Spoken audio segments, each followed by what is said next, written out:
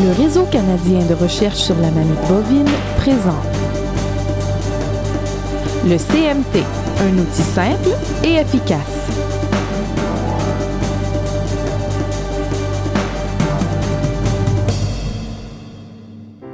Le test de mamite de Californie, qu'on surnomme généralement le CMT, est un outil simple, rapide et économique pour détecter la présence d'infections subcliniques dans les quartiers mammaires. Le CMT est utilisé pour indiquer l'importance du nombre de cellules somatiques dans le lait. Pour la première étape, vous devez d'abord vous assurer que les trayons sont propres et exempts de débris. Puis, tirez quelques jets de lait dans une tasse-filtre et observez s'il y a présence de grumeaux. À la deuxième étape, il est important d'adopter la même position de vache en vache pour tenir la palette sous le pis et toujours du même côté de l'animal, à droite ou à gauche. Ceci a pour but de vous aider à repérer les quartiers au moment de l'interprétation. Recueillez du lait de chacun des quartiers, assez pour recouvrir le fond des godets. Si vous les observez bien, vous remarquerez qu'ils sont pourvus de 2 cercles. Ces marques indiquent la quantité de lait que vous devrez conserver dans les godets pour effectuer le test. Pour la troisième étape, vous devez d'abord incliner la palette pour éliminer le trop-plein. Conservez juste assez de lait pour que le niveau atteigne le plus grand cercle concentrique. Repositionnez ensuite la palette afin que le niveau de lait soit à mi-chemin entre les 2 cercles. Finalement, ajoutez un volume de réactif équivalent à la quantité de lait, c'est-à-dire à peu près jusqu'à la ligne du cercle central.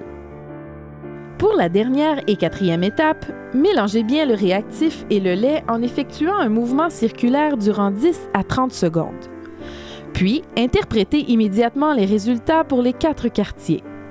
Pour ce faire, continuez le mouvement de rotation et inclinez la palette de chaque côté pour observer la viscosité des mélanges. Ensuite, versez les mélanges et observez la façon dont ils s'écoulent des godets. Débutons l'interprétation par le grade négatif. Ici, le godet contient du lait sain. Le mélange demeure liquide et homogène. Lors du versage, le godet se vide normalement, c'est-à-dire goutte à goutte. Il est à noter qu'une réaction de grade trace est souvent difficile à distinguer d'une réaction négative et c'est pourquoi nous ne la présentons pas dans cette vidéo. Passons à la réaction de grade 1. Lorsqu'on effectue le mouvement de rotation, le mélange se creuse au centre. Si on interrompt le mouvement, le liquide recouvre le fond du godet. Lorsqu'on verse le mélange de grade 1, ce dernier se vide graduellement malgré un épaississement apparent. Terminons avec les réactions de grade 2 et 3. Dans cette séquence, le godet de gauche contient une réaction de grade 2, c'est-à-dire qu'elle est clairement positive.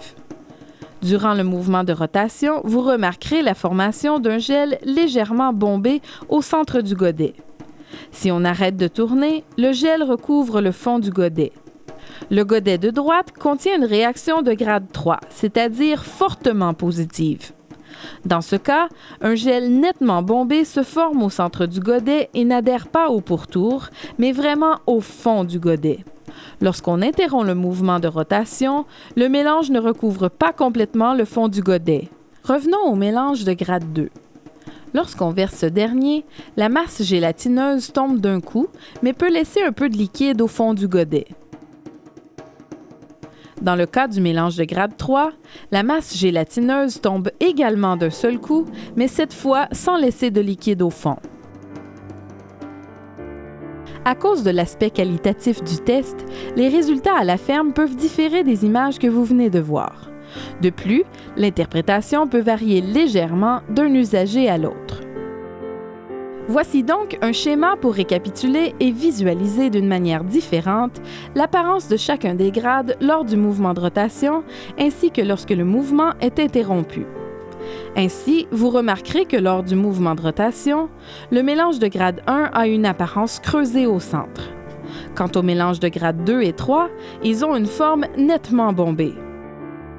Lorsqu'on arrête de tourner, le mélange se répand au fond du godet pour les grades 1 et 2, contrairement au mélange du grade 3 qui, lui, reste accumulé au centre. Le moment idéal pour faire un test CMT est juste avant la traite. Si vous choisissez un autre moment, il est important d'effectuer un bain de Tréon pour prévenir les infections. Chaque grade de CMT indique une approximation du nombre de cellules somatiques par millilitre de lait. Il s'agit là d'une estimation et non d'une valeur exacte. Ainsi, pour une réaction positive, c'est-à-dire du grade 1 jusqu'au grade 3, le niveau peut varier de 400 000 à plus de 5 millions de cellules par millilitre. Peu importe le nombre exact, l'important est de déterminer si le quartier est positif ou non. Le CMT peut être utilisé dans différentes situations. Premièrement, pour vérifier le statut de santé d'une vache qu'on voudrait acheter. Deuxièmement, pour sélectionner le ou les quartiers à analyser et à traiter lorsque le comptage des cellules somatiques d'une vache est élevé. Troisièmement, on peut également utiliser le CMT pour détecter la présence d'une infection subclinique au début ou durant la lactation dans le cadre de programmes de gestion de la santé du pied à la ferme. Pour en savoir plus, consultez votre médecin vétérinaire. Simple, rapide et peu coûteux, intégrez le CMT à vos pratiques sans tarder.